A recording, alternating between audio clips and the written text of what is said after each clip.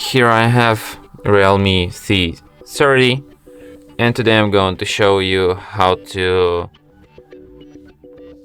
change volume buttons function in camera on this device.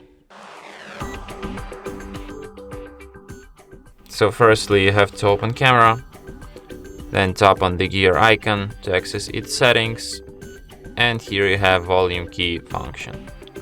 So you can set it to volume, to zoom, or to just shutter. So let's set it to zoom and try it out. And as you can see right now, by pressing volume buttons, I can zoom in or zoom out. Very useful, I guess. And that's it. Thanks for watching.